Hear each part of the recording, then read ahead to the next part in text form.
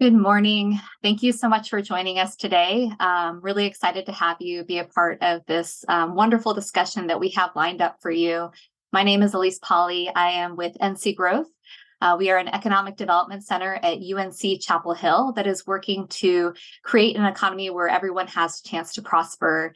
We work to create good jobs and new wealth in economically distressed communities by providing direct technical assistance to small, diverse businesses, to municipalities, and to anchor institutions. These anchor institutions, universities, hospitals, military bases, they have a huge impact on the communities where they reside through their hiring, through the education they provide in the case of universities, through leadership development, but also through their purchasing power. These institutions have significant budgets, and by spending it with more small, local, diverse businesses, it is going to help those businesses grow, create more good jobs. More folks will be able to spend money with other businesses in the region, et cetera. So this is really impactful work, and we're excited to have you here to talk about it today and to hear from the great panelists we have lined up. So with that very brief introduction, I'm going to hand it over to Dominique Milton, who will be moderating our discussion today. Dominique is the president and CEO of Carolinas Virginia Minority Supplier Development Council, or CVMSDC. Dominique? Thank you so much, Elise, and such a pleasure to partner with North Carolina Growth on this initiative. Welcome to Inclusivity in Higher Education. Today, we're going to hear from three individuals who have programs that drive inclusion with students, procurement, and leadership. Now, this panel was designed well before the recent ruling against affirmative action in higher education. However, considering the recent ruling, it is even more important for schools to understand the economic imperative for inclusion. As Elise said, my name is Dominique Milton, and I lead CVMSDC. We are a nonprofit agency designed to advocate for MBEs, which are minority business enterprises. We are an economic growth engine, and we serve to close the wealth gap in America by creating opportunity, educating students about career opportunities in entrepreneurship, connecting minority business enterprises with supply chain opportunities, developing business owners and supply chain professionals, and finally, advocating for our members nationally and locally. Today's goal, your takeaway, is for you to learn from your peers, to walk away with some new ideas on inclusion, and to learn how organizations like CVMSDC and MSDC can help your institutions exceed your inclusivity goals. So let's start by having our esteemed panel to introduce themselves. I'm going to start out with Clemson. Jerry? Good morning, everyone. My name is Jerry Knighton. I'm an Associate Vice President and EEO Officer and Executive Director for Inclusive Procurement at Clemson University. I have over 35 years of higher education experience, mainly in compliance, but have worked in inclusive procurement for the last 12 years. I'm honored to be a part of this esteemed panel. Thank you. Yes, thank you. Fayetteville State. Good morning. Thank you so much for this opportunity to be with you. I am Tamira Bryant, the director of the Fayetteville Cumberland Entrepreneurial Business Hub, and our goal is to help local minority underserved businesses, help them build capacity to win local governments and local government contracting, as well as to help all businesses grow and be profitable and sustainable. I have over 15 years of economic development experience and has transitioned from the community college into into Fayetteville State University. Thank you so much. And University of Connecticut, Ms. Veronica, you're on mute. Good morning. I am Veronica Cook, and I have been the Executive Program Director for the UConn Supply Diversity Program. I've worked at the university for 29 years. Our program has been in existence for 18 years. And so we strive to be very, very intentional about how we go about our inclusivity with utilizing small and minority businesses. We reside in the purchasing department. It's our University Business Services department. Our supply diversity program includes both our construction and our other commodity sides. And it is my honor to do this work every day and to make sure that our small and minority business populations are included in our procurement processes and our thought processes as we go about removing obstacles and doing whatever we can to make sure that all voices are heard and that everyone can be a part of this growth. So thank you. Very good. Thank you so much. Thank you so much. So as you all can see, we have a wealth of experience and programs that have evolved over time to where they are today. So I'm going to start with Clemson. Jerry has examples in all three areas that we're exploring today: students, suppliers, as well as leadership. But I would like to start with the Men of Color Summit. And I want you to explain that, how you created a pipeline of students for Clemson. Jerry? Thank you, Dominique. And what I'd like to do is just, kind of talk a little bit about, how, we have developed programs to address, what you're referring to as relates to diversifying our student body. In 2017, we established the Office of College Preparation and Outreach. And that was intended to close the educational opportunity gap, to create college-going cultures for underrepresented students. And we have actually 3 signature programs. One is Clemson Career Workshop, Emerging Scholars, and Tiger Alliance. So I'll start with Tiger Alliance since it's connected to the Men of Color Summit. It provides pathways for all high school men with a specific focus on Black and brown males. The summit brings together some 2,400 high school and college-age students, business professionals, educators, government officials, community leaders from across the country, emphasizing the importance of education, best practices, making sound choices to increase high school and college graduation rates. With Tiger Alliance, we've recruited over 250 young men in grades 9 through 11 at 9 local high schools in the upstate of South Carolina to not only attend the summit, but to engage in activities that we have for them throughout the year. The program exposes these students to a college environment. It provides them with the information they need to enroll and be successful in college. One of the things I'm proud to announce is that we've entered into a partnership with CVMSDC to establish an entrepreneur track as part of the Men of Color Summit. That will connect participants at the summit with successful MBEs and inspire the next generation of business owners.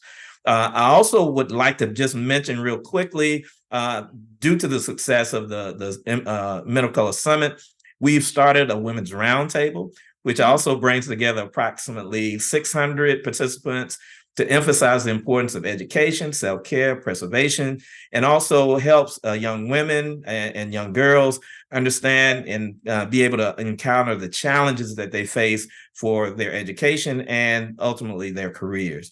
There's another program that I'd like to quickly mention is the Emerging Scholars Program. This program actually targets this in the I-95 corridor in South Carolina, which has been dubbed the corridor of shame. We want to create a college-going culture from students who attend high schools in those areas. Many of those high schools, when we started this program, had dropout rates in excess of 50%. And so we wanted to place attention on not so much the A students, but the B and C students, to concentrate on academic preparation, leadership skills, the college application process. We want to work with these students. We start with them after their freshman year, both in the school and as well as in the community. And we also bring them to our campus 3 successive years. In other words, we're trying to get them to and expose them to what it's like to be in college. This program has been in existence for 20 years. And while students may choose to go to other institutions, they can also attend Clemson. And if they do, they'll receive a full ride scholarship. And then lastly, we have a program called the Career Workshop. This program targets high achieving students coming out of high school. And what we want to do is introduce them to Clemson, what we have to offer. So again, we have an array of programs that we have employed over the years that helps us to increase the diversity of our student body. That is fantastic. And to our listeners, these are grassroots programs, right? I've watched the Men of Color Summit be created and developed over the last 5 years. And so you can start small and then it can grow from there. And Jerry is a resource for you to benchmark with, offline. But, to see the light bulb go off in these students' eyes when they're exposed to the opportunities that they just never knew existed is tremendous, right? So you have a grassroots approach to creating a pipeline of students, exposing them to higher education and the possibilities that exist. That is phenomenal. Tamara or Veronica, anything that you want to add as it relates to students? Well, I would say I think one of our biggest initiative here at Fellow State is our paid internship. So we had over this year, our academic year 22-23, we were able to provide 250 paid internships for students with partnering with national corporations from Amazon to Deloitte, Pfizer, Enterprise. So it gave the student opportunity to work with corporations to get that experiential learning, a learning to take what they've learned in the classroom and apply it to real examples of working with these corporations. And as a result of that, some of the students have retained jobs. So the goal of the day, our goal is to graduate them and get them employed. Yes, excellent example. I'm a proud HBCU grad, and I know the recruitment efforts that existed on Spelman's campus. I mean, people would come from near and far to recruit us very intentionally, right? So you don't have a trouble attracting minority students because you're an HBCU, but making sure that they have a path forward is so critical. Veronica, anything that you want to add there? I don't. I actually want to stay in my lane with procurement. And not a worry, not a worry. So let's jump into supply chain. Thank you for those examples. Let's jump into supply chain because again, we're talking about students, we're talking about purchasing in the supply chain, and we're talking about leadership. So for every dollar that is spent with a diverse supplier, there's $1.72 impact back on the economy through goods and services that are bought, salaries, and taxes, right? So that's pretty daunting. You make an impact when you are intentional about investing in a minority supplier.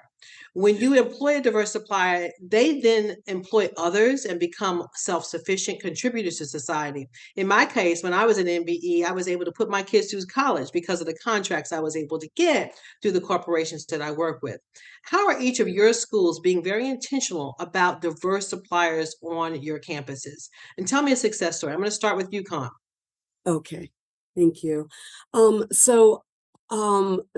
This is where we do connect with these students, in that they are part of our infrastructure when we're talking about who's purchasing for the University of Connecticut. And so it's one of the things that we designed here was we worked with a Black-owned business that was part of Greater New England Minority Supply Development Council. And they helped me to develop a training that would then be broadened out to our populations on our campuses so that they would understand the importance of partnering with the UConn Supply Diversity Program and making sure that we are inclusive in how we spend the university's money. And so that wasn't just for the faculty and staff, but it was also students, if they're purchasing anything for the departments, they're also aware of the training. In order to get your pro card, you have to take this training. And so we had a situation where after when COVID broke and after the murder of George Floyd, and Black Lives Matter was moving pretty robustly, and some of our students, a student organization, wanted to procure from a Black-owned business. We didn't have any Black-owned businesses on the contract. And so I knew of a business that I had been talking to over the years. Whenever I needed anything from a promotional, they wanted to buy specifically some T-shirts that had Black Lives Matter on them, and they wanted to make sure that it went into the right economy. And so having worked with this vendor over the years, I was able to reach out to her and find out, are you on any contract that is reachable through UConn, right, so that we can get these students what they need, and also be a blessing to her, who was also a part of Greater New England Minority Supply Development Council. Right. And we were able to get that moving, get that through, so that through a consortia that works. It was actually our state contract. We were able to get that contract written and make sure that those students got what they needed, make sure that that company got a profit that otherwise would not have gone to them, because we've since moved into a larger company that has monopolized this whole commodity group. So that was one that touched the students, as well as the minority business, as well as Greater New England Minority Supply Development. Development. Yeah. So what I'm hearing there, and the Greater New England Supplier Development Council is my sister council up in New England, right? Yeah. So there's 23 of us throughout the United States. So for our Yeah. listeners, wherever state you're in, you can join up with one of the councils. And Veronica is a part of that council in New England. And so what I heard you say, Veronica, is you had the P card program. You did not have any minority suppliers in there, but you very intentionally went out and found someone to put into the system so that they could be utilized, right? Yeah. Through the program. So that's relationships, right? And that relationship, you had that relationship before, but that relationship took time to turn into an opportunity. So it's really important, to create those relationships before you need them. And then when an opportunity comes about, you have individuals that you can put into your funnel. Do you have another example that you want to share with us? Yes, and just to correct that individual was part of we had a minority, we had a set aside portion of our promotional items that went away because we hired this large company to take over the whole thing because of the revenue, whatever it was that the arrangement with the university that was more beneficial. I wanted to make sure that business was still utilized, and so that was how that was affected. Perfect. During COVID, we all found some opportunities that came during COVID as well, that may not have been there prior to that. And so there was a vendor that I had talked to, I had met again at a Greater New England dinner, and we had talked, and over the years we would touch base and he would check in and see if there were any opportunities, and there was never anything that really fell into the his niche, and so I was blessed to get a call from him during COVID where finally there was something, because it was more lab related, something more that had to do with testings and all of that, and he was just overjoyed that he had been able to fall finally into a slot and get business. But it was because we had developed a friendship over the years. Right. Of just reconnecting, making sure that he wasn't forgotten. And this is really important for vendors that are out there that that knock, but then they get discouraged. And you never know. You want to keep that relationship alive with your supply diversity program within whatever institution or area that you want to work, because you never know when the opportunities are going to come. Something might be sent to you or whatever it is. It's really important. That's true. And I always tell my vendors, don't get salty if you don't get that contract, because you never know when you're going to get called again in the future, right? So keep those relationships positive. Yeah. All right. Thank you for those examples. I'm going to go to Tamara. Tamara, do you have an example of spending at your university? We had started our entrepreneurship hub actually started a year ago. So we're celebrating 1 year anniversary of opening up the hub. And one of the goals, and like I said, initiatives of when we got started, and our chancellor was very intentional about how do we help our Black and Brown businesses build capacity to go after this local and state procurement dollars, because we know the importance of investing in our community. Right. And so from that, what we've established in our year of existence is, one is our Women in Construction Summit. We realize that we have a lot of women that are interested in this field, but yet lack the support and resources to really thrive in this male dominant role. And so, what I did was establish a Women in Construction Summit last year. And in that, we selected women that were already in this space, that either worked in the private sector or was working in local government, but wanted to continue to, elevate their business. As a result of that, we do have a lady that came through, who we had in our classroom. We partnered with one of our prime contractors that was working on our new residential building that we're building, Samet Construction. But from that, this lady, woman-owned business, she became pre-qualified to work with Samet on a contract at our Wake Community College in Raleigh to build their fire and safety training center. Nice. And so from this opportunity, it gave her access It gave her access to resources. It also gave her access to a network that she never knew about in regards to Salmon Corporation. Here on the college, we were in the process of starting to be in the groundbreaking of our new residential building, working with another prime contractor, Metcom. So she got the opportunity to have that FaceTime, and now having that skill of working with Salmon at community college here, she's now pre-qualified to be able to work with and be a tier 1 subcontractor for the new res building here at Fayetteville State University. So that's just one example in terms of women in construction and that success that we had within that 1 year. We also opened up and started what we call our Contractors College, and that's for all Black and brown men and women that, again, wanting to get into that space and giving them that face time with these prime contractors, as well as with our local procurement supplier managers, to understand what that process is. How do I do business with you? And that's been a lot of the barriers that people face. And some of that success that we said we had a local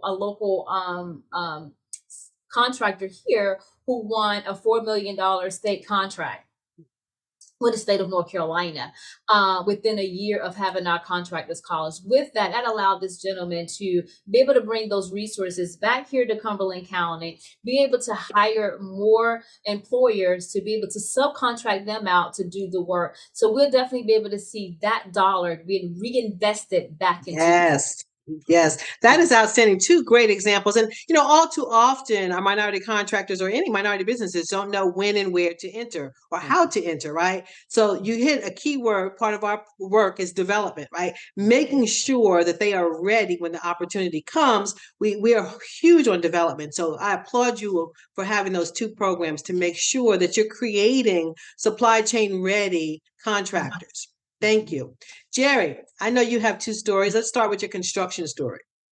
And thanks again for giving me the opportunity to respond. A lot of times, people wonder, how do you start your program? Actually, our program started from pressure from the public. Okay. Clemson is a public land grant institution, which means our mission is to serve the citizens of our state. Higher education plays a key role in driving innovation and economic development. And so back in the mid-2000s, we launched what we call the International Center for Automotive Research. We call it CUICAR, to drive innovation in the automotive industry. Upstate South Carolina is fortunate to have BMW, Michelin, and many other automotive-related industry partners there. The headlines that everybody saw was talking about the millions of dollars that were going to be spent in developing CUICAR campus, all the high-end jobs that were going to be created. And after the first two buildings were built, the public asked the question, how much have you spent with minority firms? The answer was about 2% of all the funds that we were putting into this project. The public's response to that was, this is unacceptable. So we immediately put together a task force of business and community leaders, legislators. We developed a plan to correct this problem. As a result, in 2007, our Board of Trustees adopted what we call the Diversity Procurement Initiative, which committed Clemson to the state's goal of ensuring that minority-owned businesses would represent a minimum of 10% on all procurement contracts, both public and private. And so our president assigns certain individuals to manage this initiative, and we keep metrics on this. So question you may want to ask is, what is the secret sauce to success, right? We became intentional about our business outreach. We educated, as Tamara spoke of, we educated our MBEs on our process. We're a state agency. And so all state agencies have to comply with the state procurement code.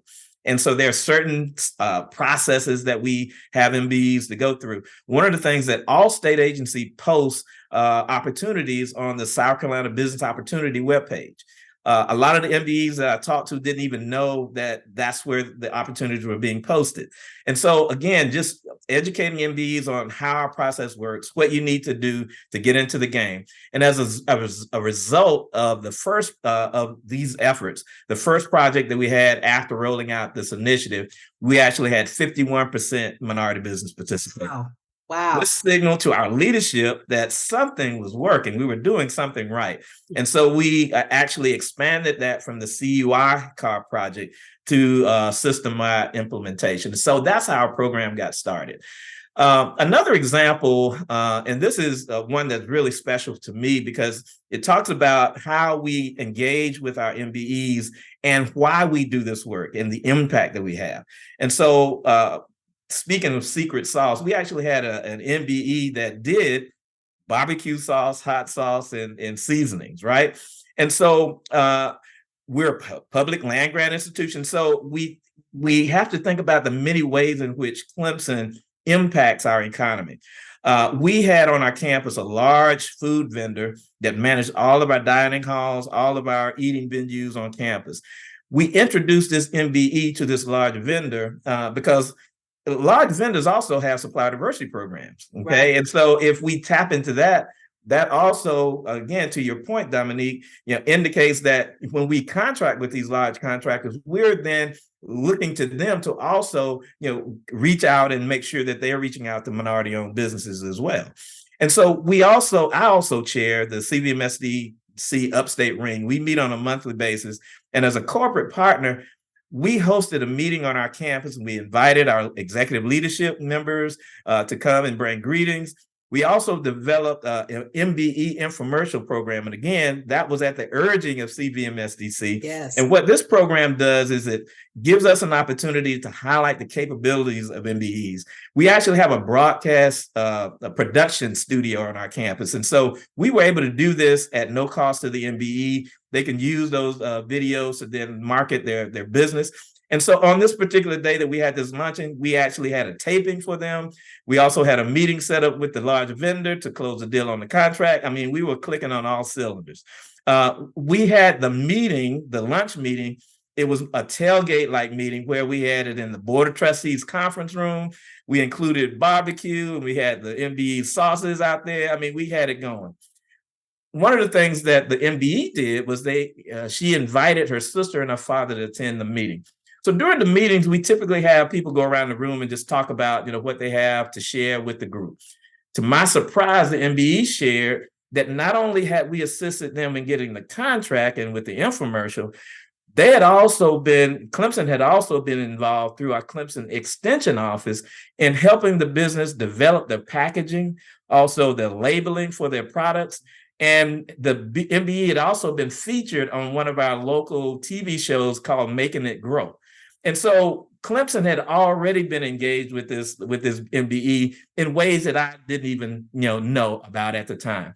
So that wasn't all, though. As we were going around the room and as the MBE shared that, her father was sitting next to her, and he took the opportunity to kind of open up not only to us, but to his daughters and say, this is the first time I've ever shared this with my daughters.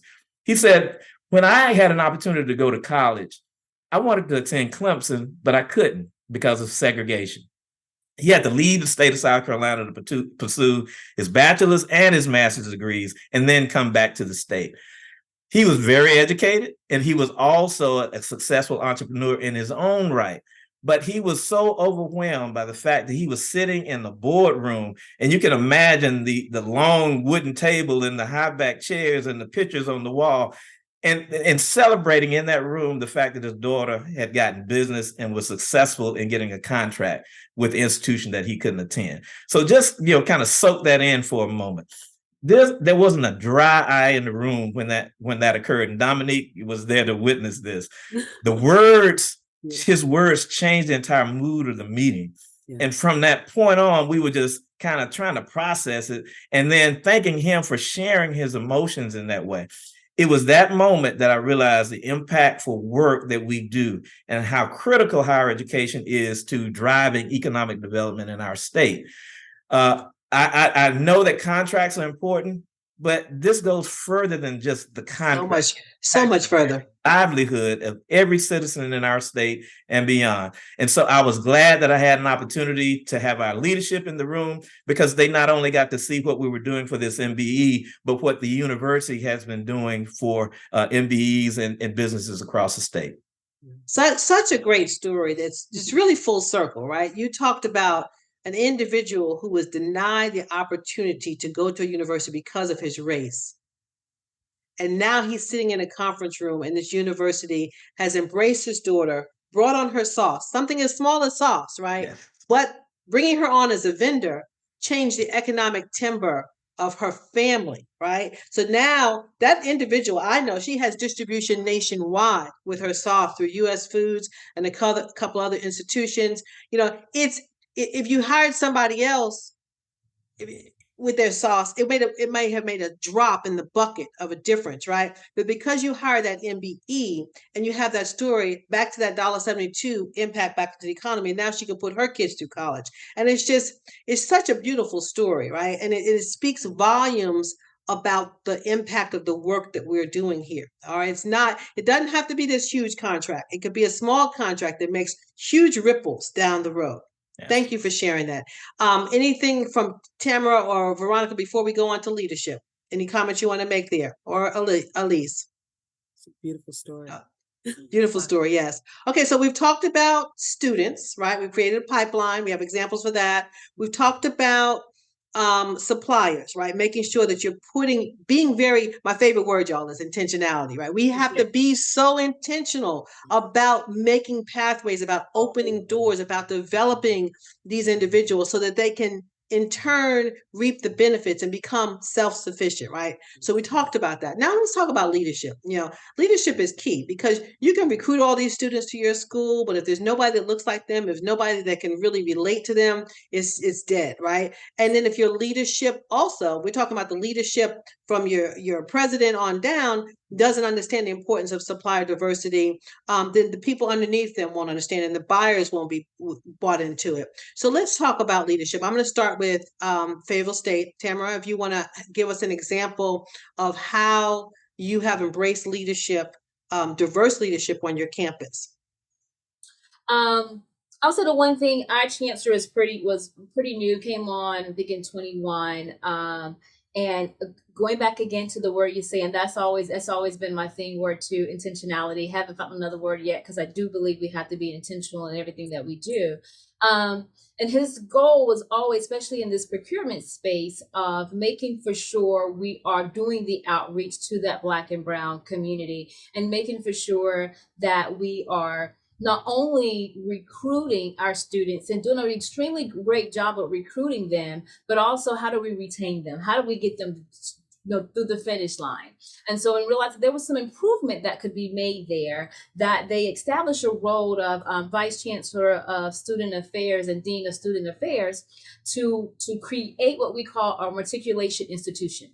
And that institution is for, the women and men that are here on the campus. And that goal is to just emphasize, and they do that through mentoring and guiding the student. And of course, the goal and objective is to retain them, but also, graduate them. And so through that, and that's taking care of the whole body of that student and providing them with not only just academic support programs, but programs in like life skills, financial literacy, resilient training, and helping them as a whole body to be able to be great and effective students, not only here at FSU, but also when they leave FSU, and making for sure that they have the right tools and to be successful in their careers and beyond their careers as well.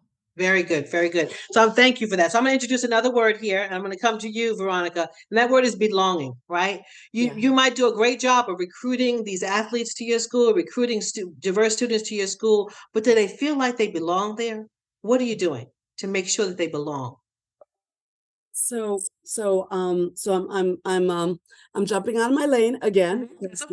DEI is not my lane, but I do see here at the university through just being a part of the African American Faculty and Staff Association, that is my connection to the students of color here on campus. And I do see DEI. I see it growing. I see their staff growing. It seems they when I look at the makeup, because sometimes I'll just kind of peek in there to see what their department, how they're evolving. But I also, the announcements that they have out, the town halls that they hold, the different recognitions that they put out to let to make sure the faculty and staff are also aware of things that we need to be celebrating for people of color that are here on our campuses. I see the cultural centers being a very important piece of that belonging. Our students have to have a space where they can go and feel safe. It doesn't mean that an African-American student has to stick only in the African-American Cultural Center, because there's also a Native American Cultural Center. There's also, the Puerto Rican Latin American Cultural Center. All of those, we've got all of these individual cultural centers that they can all interact, but they're all set in the same building, so they can kind of move back and forth. And I've been in that space because we hold our meetings there. We get to know what the mentoring programs are that they have, and like the Scholars House that they've built for the men, the young men, and the young African American men, and it's just very, very beneficial. As Tamara was saying, it's important that retention is so important to make sure that they stay, to make sure that they get to graduation. And so the university has been very intentional about that, making sure that Scholar House was #1 built, and it has to do with housing and all of that whole interaction of making sure that you feel like you've got someone that you're connected to, that you can move forward with. So I do see that on the periphery. Even though I'm not part of DEI, I kind of watch what they do, because I feel like supply diversity, even though we're in different departments, we're under different vice presidencies, that we should still be looking at each other, paying attention. And also when we need to come together, we should be collaborating on certain things, because inclusivity and intentionality, that includes all diversity on our campuses, not just DEI. So that's right. I'll be honest with you. There was a point in time where I didn't understand the need for all those organizations, because coming from an HBCU, we didn't have to have all that. It was our world, right? But then when I went to Penn State for grad school, that was complete culture shock for me. And then I was like, why do you need to have this organization, that organization? But then I understood, because we had students who were there, who were brought there, who couldn't retain the grades to even pledge, right? I mean, they were just there, and they had failed out because they were just in this all white environment that just did not even speak to their needs, right? There was no understanding. So then I gained my understanding. But yes, and that is the setting at UConn, because we are a PWI, and and it's agricultural, so you can imagine where we're located. And so you need all of these support systems, like even, for the cultural centers, like where do I even go to buy products that pertain to me, as a minority? So these are things that have been thoughtfully talked about, and we're working through still. Absolutely. Well, thank you for that. Jerry, we'll close out with you. Any comments there in terms of leadership? I've seen the growth in your organization, and you have a whole department. It's not just one person. Absolutely. And again, it starts at the top. We know that. And so our president, Jim Clements, is very, proactive when it comes to inclusion. Max Allen is vice president, chief of staff, African-American male. We just hired my boss, Dr. Felicia Benton Johnson, who is vice president for diversity and inclusive excellence, African-American female. We have a vice president for student affairs, African-American male. And so at the very executive leadership level, we have improved in terms of making sure that we have, people at the table who are making decisions. Like others, we also have, support on our campus, academic support, financial support, emotional support. We have an academic success center with academic coaches, peer learning leaders that help students, learn differently and learn in new ways to make sure that they're successful. We also have various programs on campus. PeerWise is in our College of Engineering. It's designed to enhance the experience for women in fields of science and technology. And so they provide a range of resources such as mentoring, guidance, coaching, tutoring, all of those things. And then, of course, I would be remiss if I didn't mention our Harvey and Lucinda Gant Multicultural Center, which is named after Harvey and Lucinda Gant, which were the first African-American male and female students and graduates of our institution. That center creates diverse learning environments that enhance the intercultural competence of all of our students. They support and advocate the needs of all students. They challenge students to think critically. They provide engaging experiential learning opportunities, and they empower students to be change agents. And so it's a very powerful place and a space for students to go and to be empowered. And then the last thing I'll mention, given the state that we're currently in, we have a variety of campus climate-related occurrences that occur on our campus. And so we work very collaboratively with student affairs, human resources, university housing, university police, and other campus partners to respond to incidents that happen on our campus. And we also provide support to students who are impacted so that they feel safe, welcome, and that they belong on our campus. So we conduct climate surveys and do various things to collect information. The bottom line, we're trying to improve the overall campus experience for everyone, campus, for faculty, staff, as well as students. Excellent, excellent. Thank you all. So let's talk affirmative action for a moment, because we need to address that. How are you addressing affirmative action on your campuses? Are there programs, name changes, more emphasis, less emphasis? What do you see and what do you see as the future of this work? Anyone can answer. I'll just kind of start, maybe. Affirmative action is pretty broad, and so it encompasses not only student admissions, but financial aid, employment, contracting, all of it. One of the things that we know is that the Supreme Court's decision was a very narrow decision. Yes. It was focused on campus admission, and so all of these other ways that we have affirmative action, are still able to operate and function the way they have in the past. However, we know that, there are threats in terms of, how people are going to use this court case as a blueprint to dismantle affirmative action in other areas. And so we are aware of that. But, I work in the compliance space. And so I know that much of this work is based on laws. Okay. And so we are still obligated to, fulfill, the spirit and intent of the law. And so many of these things are still in place, particularly in employment. We still have an affirmative action plan. We still, operate in terms of, ensuring that we comply with that. The thing that the Supreme Court basically did say, though, while we can't use race as a determining factor for admission, we can still do outreach. And so a lot of the programs that I mentioned at the very top of the webinar, we're still able to do. We're able to do outreach, college prep, preparing students for opportunities and things of that nature. And so those things that we can still do. The thing that we have to also understand is that it's not just about the court case. It's also about the political environment that we're currently in. And so depending on what state you're in, there may be threats to take away your resources, to be even able to have an office or have a program. So at Clemson, what we're trying to do is an assessment of all our D&I related activities, and we're looking at it from a risk tolerance standpoint. What are the things that we're going to be challenged on? What are the things that we're willing to stand up for?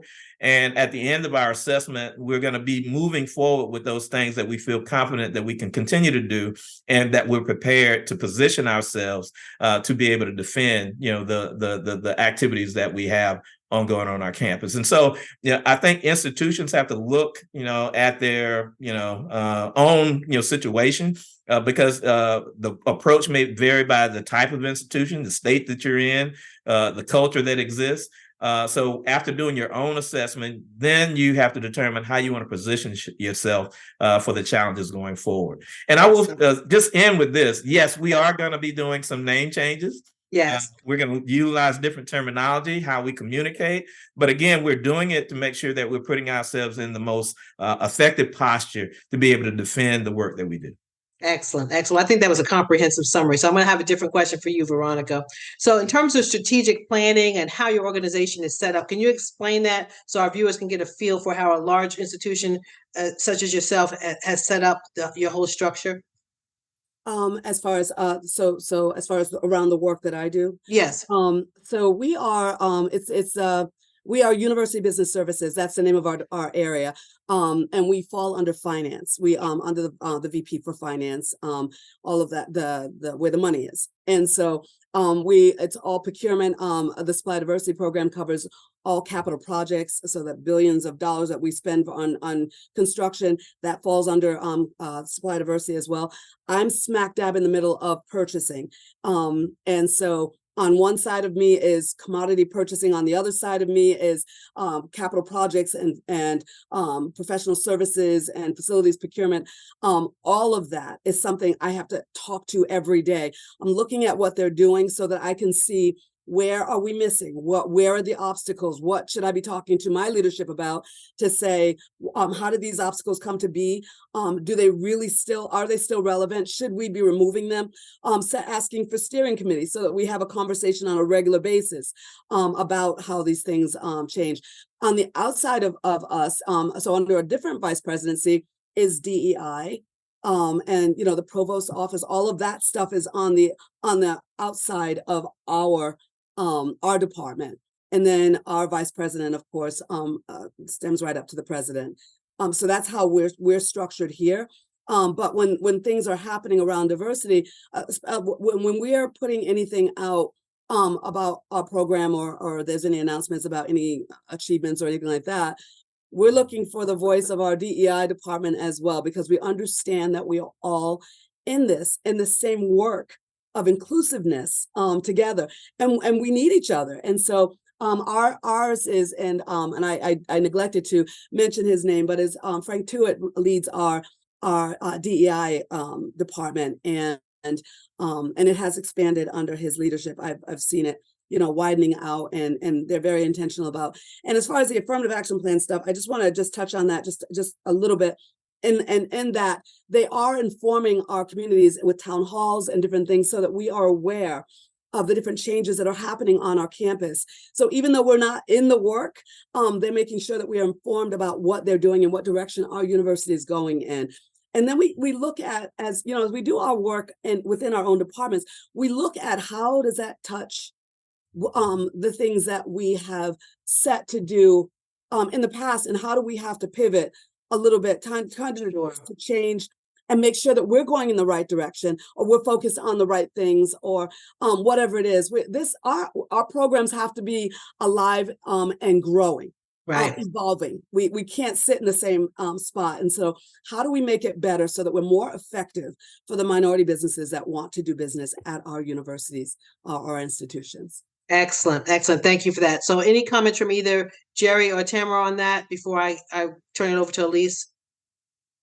I just want to say, for us, we're in a historic, with us, we are in an HBCU. So we're always intentional about how do we provide the resources to our Black and Brown community. And I think for us, even with the affirmative action, we still have this goal of, our state goal of being, of making for sure that we utilize 10% of our historically underutilized businesses. We are in a distressed tier 1 county. The university itself is, and the surrounding counties that we serve as well. So our goal is still to continuously exceed our 10% goal that the state has, that we make for sure that we are providing and we're giving our Black and Brown businesses access to these opportunities, and to be able to show it even from a state level and hopefully trickle down to the federal level, that we're still being intentional about making for sure we super exceed that 10% participation with our minority vendors. Excellent. Thank you. Jerry, did you have a comment? No, I totally agree with Okay. what both Veronica and Tamara said. I'll just say our setup is, I call it a 3-legged stool. We have business procurement services, we have capital projects. They both report up to the executive vice president and chief operating and business officer. But I report up through our vice president for inclusive excellence. And so we actually drive our procurement inclusion program.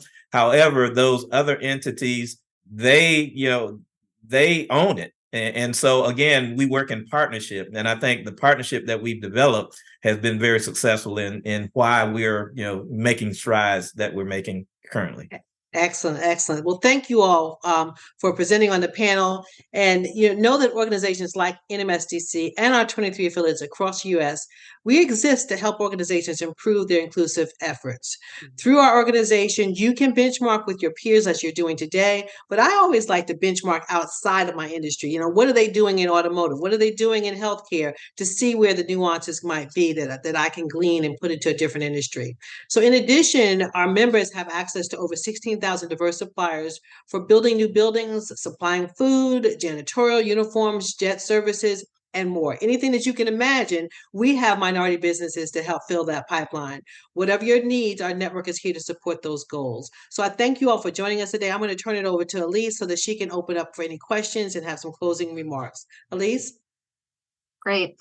This was a wonderful panel. I really enjoyed hearing all this information. Thank you all for taking the time. Just a quick reminder to our attendees, if you have any questions, please go ahead and put those into the Q&A panel. I wanted to go ahead and start out talking about the idea of resources. I think that as we sit at these universities, there are a lot of resources across our campus that are really intended to support our communities. I heard Jerry speak about the cooperative extension support to the sauce company, for example.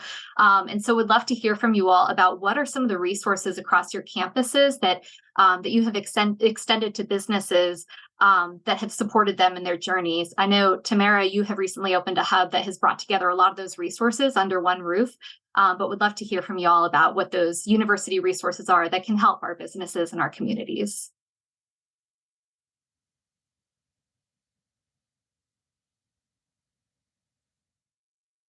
I'll just quickly say just one. We actually operate a small business development center. It's a group of centers across the state, but we actually have a place on our campus that houses the small business development center. And that center actually works with MBEs to help them develop, or any business, help them develop the business plans, help them seek out, resources for financing and things of that nature. And so, we actually do that. And that's the great thing about an institution of higher education. There's so many ways. We've got experts, faculty who are experts in the field of supply chain. And so there's so many resources that exist on our campus that we can provide opportunities. We also connect our students. We have faculty that do what we call creative inquiries. And for small businesses that don't have the capabilities or the staff to be able to do certain things, we can give it to our students as an assignment. And so again, it's a way of small businesses accessing resources and expertise at a level that they don't even have to pay for, but the students are learning, the businesses get their problem solved. And so there are many ways in which we can engage with small businesses to help them improve their services.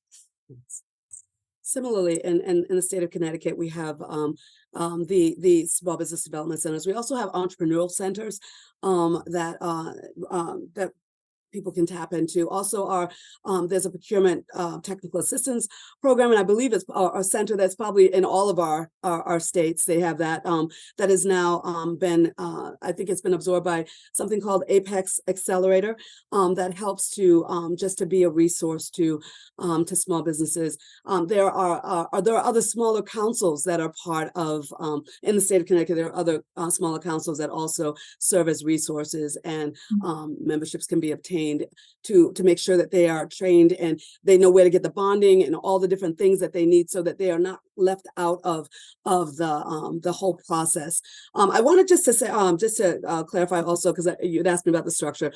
The University of Connecticut is a public university, and I was listening just the way that Jerry described Clemson. That's the structure of the university. So we have that compliance measure as well, the statutory requirements where we have to make sure that but we also understand that our women and our minorities share a number that has, since I started this 18 years ago, there's been a request to break that number out. So we're in the process of doing a disparity study in the state of Connecticut to look at how our money has been spent so that minority businesses can get a fair share of the economic growth that's happening in Connecticut. Right. So we'll get the results of that in December of 2024.